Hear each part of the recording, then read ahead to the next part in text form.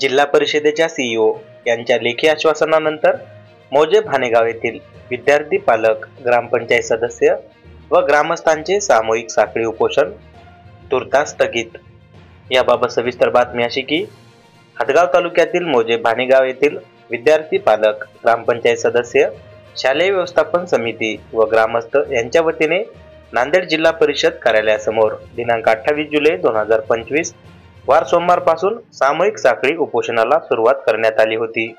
परंतु जिल्हा परिषदेच्या मुख्य कार्यकारी अधिकारी मेघना कावली यांनी मौजे भानेगाव येथील सामूहिक साखळी उपोषण करणाऱ्या उपोषणकर्त्यांना लेखी स्वरूपामध्ये आश्वासन दिल्यामुळे हे सामूहिक साखळी उपोषण तात्पुरते स्थगित करण्यात आले असून या सामूहिक साखळी उपोषणातील प्रमुख मागण्या म्हणजे शाळेचे मुख्याध्यापक श्री मोरे यांची प्रतिनियुक्ती तात्काळ रद्द करणे, वारंवार दिलेल्या निवेदनाची दखल न घेणाऱ्या गट शिक्षण अधिकारी यांनी निवेदनकर्त्यांचा अवमान केल्यामुळे त्यांचे निलंबन करून चौकशी करणे, विद्यार्थ्यांचे नाव, जात, जन्मतारीख इत्यादी नोंदी चुकीच्या करणाऱ्या विरुद्ध चौकशी करून नोंदी दुरुस्त करून घेणे, शालेय विद्यार्थ्यांना आर्थिक लाभापासून वंचित ठेवणाऱ्या विरुद्ध चौकशी करून शासन नियमानुसार कार्यवाही करावी, तसेच इतर सर्व बाबींची चौकशी करण्यात यावी।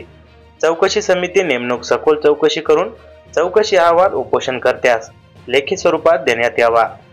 या मागण्यांसाठी हे सामूहिक साखळी उपोषण करण्यात येत होते।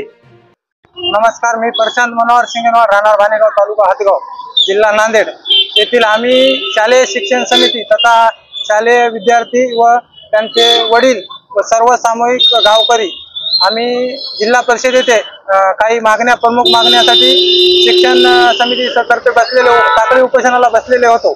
तरी ईओ मॅडम यांनी आम्हाला लेखी स्वरूपात जे आमच्या मागण्या होत्या ते येत्या 2 दिवसात पूर्ण करतो असं लेखी आश्वासन दिलं। त्यानंतर आम्ही 2 दिवसासाठी आमचं उपोषण स्थगित करून त्यांच्या विनंतीला मान देऊन आम्ही आमचं तात्पुरते उपोषण स्थगित करून मागणी पूर्ण चौकशी झाल्यानंतर नाही जर झाली तर आम्ही आमचं उपोषण नंतर चालू करत।